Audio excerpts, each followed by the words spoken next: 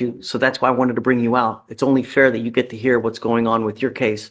Your lawyer wants to challenge probable cause in this case. You're charged with interference with the duties of a public servant. You are facing up to 6 months in jail and or a $2,000 fine. That's what you're charged with. I don't know. So I'm going to have them read, and we're going to do probable cause to see whether we're going to go forward or not. Okay? Okay. What happened? On January 10th, 2025, the officers in official uniforms and riding in a marked patrol vehicle were dispatched to a disturbance at a residence in Harris County, Texas. The officer observed the defendant standing outside the location, being told to leave by the resident, to which the defendant refused by verbally yelling at the resident in a loud, aggressive tone of voice. The officer announced themselves and observed the defendant begin to walk away. The officer gave the defendant a verbal command to put his hands behind his back, and the defendant pulled his hand away. The defendant refused to comply with verbal commands, and the defendant held his arms to his chest as the officer attempted to detain him. The defendant continued to refuse additional commands to stop resisting and put hands behind his back. He yelled at the officer in an aggressive tone and shouted out loud, "Don't let them take me." The officer performed a leg sweep and continued to struggle handcuffing the defendant due to him pulling away. The officer began to roll around on the ground and reached the officer's hands to prevent him from being placed in handcuffs. The officer continued to give commands, and the defendant continued to refuse. I get it. But what's he doing? I mean, he's walking away. That's what they wanted.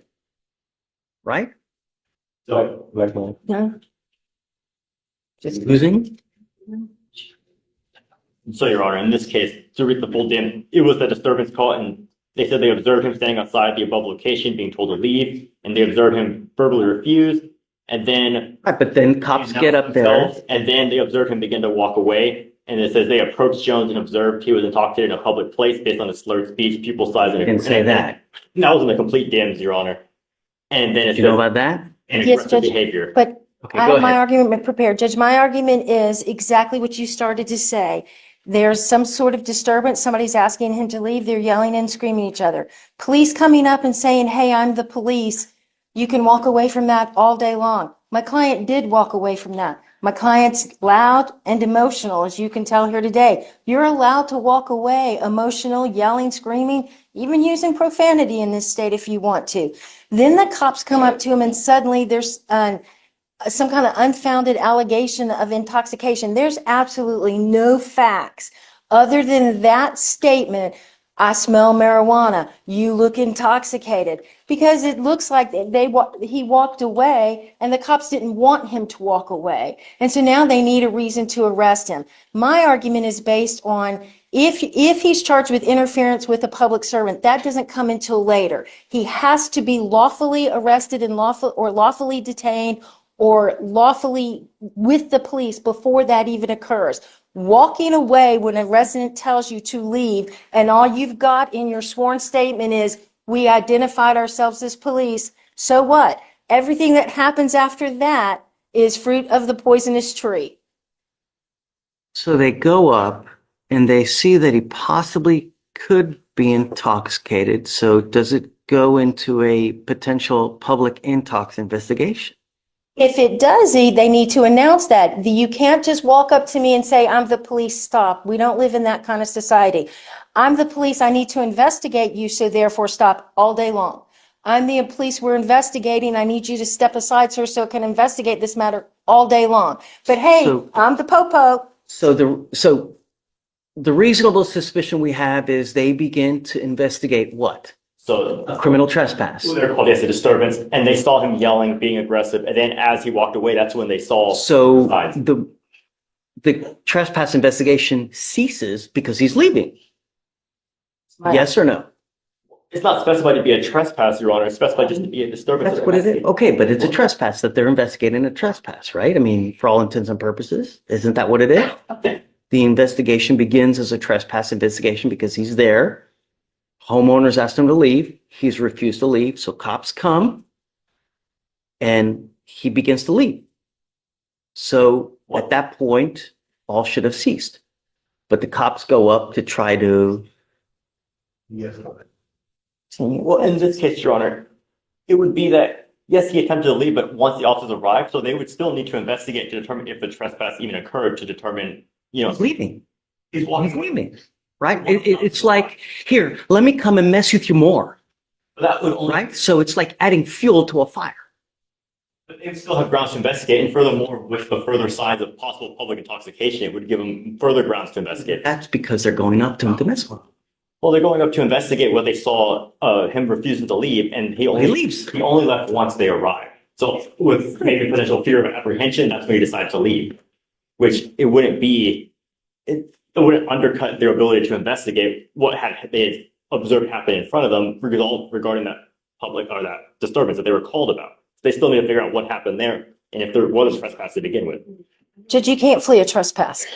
This is a fascinating legal moment. The judge rules no probable cause against Michael Jones. Why? Because walking away even loudly, even emotionally, isn't automatically a crime. The defense hammered that point, unless officers clearly announce a lawful investigation. Simply leaving isn't interference. This shows the razor's edge between police authority and individual freedom. Notice, though, the judge's warning. Be careful, man. Even with the dismissal, Jones is reminded that perception matters. One wrong move, and next time it may not go in his favor. For viewers, the question is sharp. Are courts protecting constitutional rights here, or giving people a free pass to defy the police?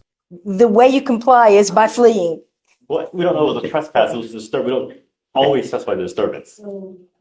I'm going to find no probable cause. You understand? Mr. Jones, be careful, man. We have enough drama in this life, don't we? Yeah. You don't like to wear orange, do you? Be careful where you go. Be careful what you do. Everyone's always out to get you, man. Don't let them. All right, man. Good luck. Thank you. Unless you. Mr. Ladon, you were on bond for a terroristic threat. You've now picked up a criminal mischief. You were facing up to 6 months in jail and or a $2,000 fine. We are going to do probable cause. You have the right to remain silent. Anything you say can or will be used against you. You have the right to have an attorney present. If you cannot afford one, one will be appointed to you, sir. Yes, Judge. On February 11th, 2025, the officer responded to a physical disturbance at a residence in Harris County, Texas. Dispatch advised that the caller was reporting he had a knife and was going to stab someone because they were bothering him about a broken window. The officer made contact with the defendant and the complainant, and the defendant stated he called the officer. The defendant was found to be in possession of a green stuffed animal which had a fixed blade kitchen knife concealed inside. The defendant stated the complainant came to his house with her roommate, accusing him of breaking a window at her apartment. Well, hold, you're going really fast. Yes, Judge. The defendant, Called the officer. okay, And he said that the complainant had come to his house with her roommate, accusing him of breaking a window at her apartment. The defendant stated he was walking back to his apartment and that the complainant came out the back door to her apartment, but then he changed the story saying that she came out the front door to her apartment to confront him. The defendant stated that the complainant came with a gun, though he did not see the gun. The complainant stated that she was laying in bed, heard a glass window in the back door break, jumped up, ran to the back door, and saw the defendant walking away from the door, holding a green stuffed animal with a knife. Apartment management stated the cost to repair the window was $200. There's a lot of randomness in it, Judge. the only thing, my concern is who broke the window? Did he break the window? And Your Honor, so according to the DM's, what the complainant says that she saw him walking away. She heard the broken window. She came downstairs and saw him walking away. And then that's what we have in the DMs. Then I spoke with her yesterday as well. And she repeated the same thing, that he was the only one there when the window was broken. And that's what she said. She saw him outside the window door when it was broken. He's walking away. He actually calls the police because he's being harassed by this woman because she's saying that he broke a window. And I don't think there's any list of physical evidence like glass on him or anything, or in the whatever stuffed animal. At what point did the cops come and did they arrest him on the spot? What, do we have any other physical evidence? Do they? We have the two further, the complainant said that he was approximately 20 feet away from the back door when she saw him, and that the officer found the window to be shattered. And then the complainant showed the back door to her apartment. I mean, how do we know he did it? No one's saying that he did. I mean, no one saw, you know, it's. To be honest, just what we have is that the window was broken, and then she saw him outside at the time when she came downstairs to check on. That's what we have. I get it. I Yes, get it. Judge. I don't think it's enough. However, the fact is, we're still having issues with the same complaining witness. I now have to take more drastic action to to ensure nothing happens in the future. So now what I'm going to do is I'm putting an ankle monitor on it and I'm barring him from going within 500 feet of where she lives or where she works. Yes, Judge. Ankle monitor, just want to make sure it's ELM and not scram. Correct. Okay. Asset fees be waived. Okay. I'll add. How far do they live from each other, Alex? You know? Do you have those in the complex? It was described as across the street. But when I spoke to the complainant, she said that they do not live across the street, that he was staying at a friend's house, but he told officers that she lives across the street. So what I'm doing, Mr. Franklin, is I'm going to put a monitor on your ankle and there is a radius of where you cannot go where this person lives or works. And I mean, we may have issues with bond conditions as it is, because if I ordered him not to have weapons on the terroristic threat and they show me that, or they prove to me that you have weapons, I'm going to put your butt in jail.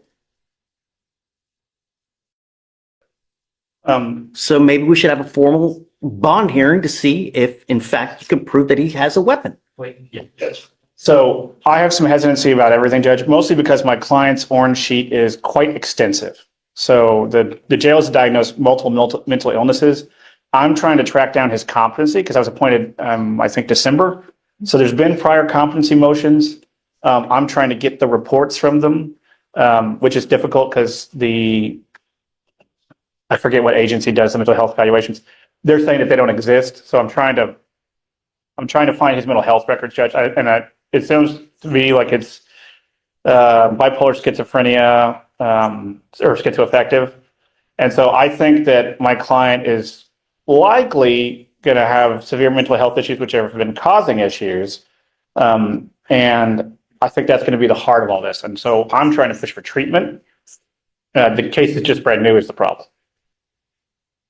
You ordered not to be in possession of any weapons.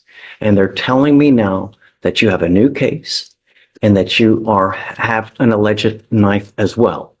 I want to set this Now the courtroom mood shifts. Franklin doesn't get the benefit of doubt. Instead, he's ordered to wear an ankle monitor and barred from going within 500 feet of the complaining witness. Why the difference? His history of alleged threats, possession of weapons, and ongoing disputes raised the risk too high. Here we see the justice system's other side. When uncertainty exists, courts lean on technology and strict boundaries to keep the peace. Judges call it preventive justice, not punishing past crimes, but managing future risk. Here's the bigger question. Is electronic monitoring genuine protection for the public, or just a digital leash that treats suspicion as guilt. I want guilt? to set this for a formal hearing on Monday.